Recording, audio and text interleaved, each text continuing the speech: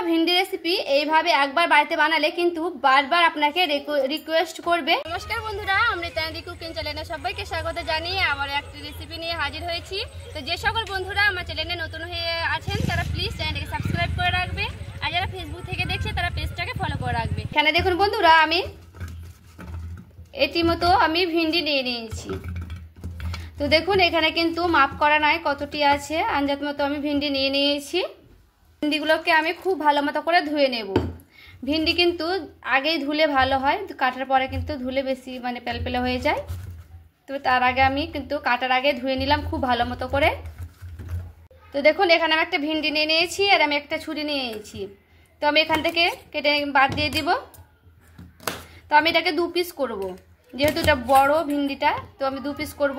তো ছোট থাকলে কিন্তু 1 পিস করে রেখে দিবেন, আর এখানে ছোট বড় আছে বলে আমি কিন্তু 2 পিস করে নিলাম। তো আরেকটা আমি কেটে দেখাচ্ছি। তো দেখুন এটা কিন্তু ছোট আছে বলে এটা আমি রেখে দিলাম গোটাই। এইভাবে সবগুলোকে কেটে নিচ্ছি, তারপরে ফিরে আসছি। আর এখানে দেখুন আমি কিন্তু ভিন্ডিগুলোকে খুব ভালো মতো করে কেটে নিয়েছি, আর যেটা ছোট আছে সেটাকে আমি কিন্তু এটা গোটাও রেখে দিয়েছি। তো দেখুন সবগুলোকে কেটে নিয়ে চলে এলাম। এখানে আমি দিয়ে দিব পরিমাণ মতো লবণ, যেমন লবণ লাগবে সেই পরিমাণ মতো লবণ দিয়ে দিতে হবে।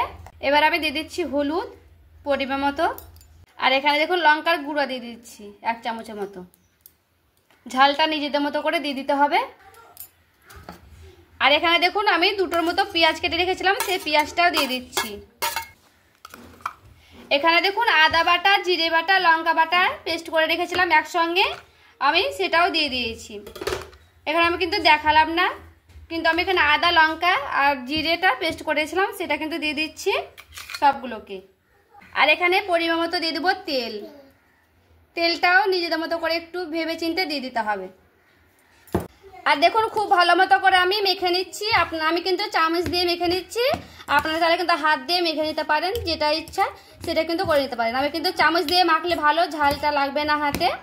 তো দেখুন খুব ভালো মতো করে কিন্তু আমি এইভাবে মিশিয়ে নিচ্ছি। একটু সময় লাগলে কিন্তু চামচ দিয়ে ভালো করে মিশিয়ে নেবেন। তো দেখুন খুব ভালো মতো করে কিন্তু আমার মেশানো হয়ে গেছে। কড়াই আমি দিয়ে দিচ্ছি রান্না করার জন্য তেল।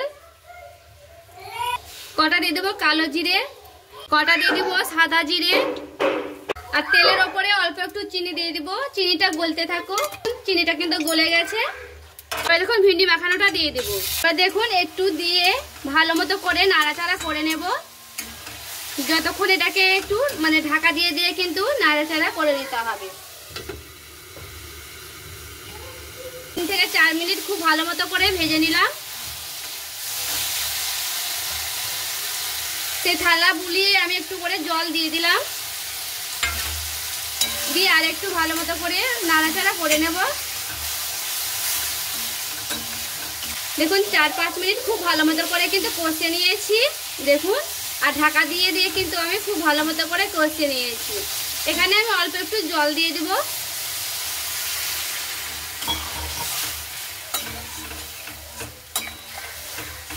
আমি ঢাকনাটা দিয়ে ঢেকে দিচ্ছি।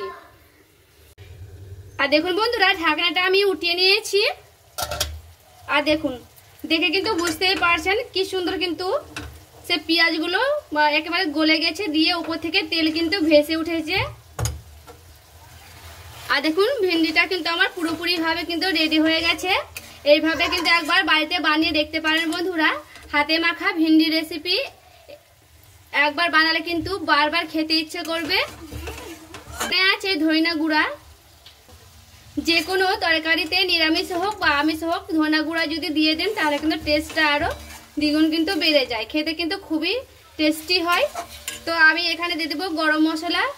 সেটা কিন্তু দেখুন কালারটা দেখে কিন্তু বুঝতেই পারছেন কত সুন্দর হয়েছে। এটা কিন্তু আমার পারফেক্ট ভাবে হয়ে গেছে। এটা আমি নামিয়ে নিচ্ছি। এবার আমি নামিয়ে নিচ্ছি। হাতে মাখা ভিন্ডির রসা একবার এইভাবে বাড়িতে বানিয়ে দেখতে পারেন, খেতে কিন্তু দারুণ হয়। আর দেখুন কতটা পারফেক্ট ভাবে কিন্তু সেদ্ধ হয়েছে ভেতর থেকে, দেখে কিন্তু বুঝতেই পারছেন। আর দেখুন সেন্ট এত সুন্দর, যে সেন্ট রাঁধুনি আর সেই ধনিয়া গুঁড়াটা দিয়েছি, তো খুবই সুন্দর কিন্তু একটা সেন্ট বেরোচ্ছে। হাতে মাখা ভিন্ডি রেসিপি এইভাবে একবার বাড়িতে বানালে কিন্তু বারবার আপনাকে রিকোয়েস্ট করবে। খেতে যে এতটাই ভালো লাগে বন্ধুরা, একবার বানিয়ে খেলে কিন্তু বারবার খেতে ইচ্ছে করবে। তো তো ভালো লেগে থাকলে প্লিজ একটা লাইক করে দিবেন, চ্যানেলটাকে সাবস্ক্রাইব করে আমার পাশে থাকবেন। তো চলুন দেখা হচ্ছে আরো একটা রেসিপির সঙ্গে।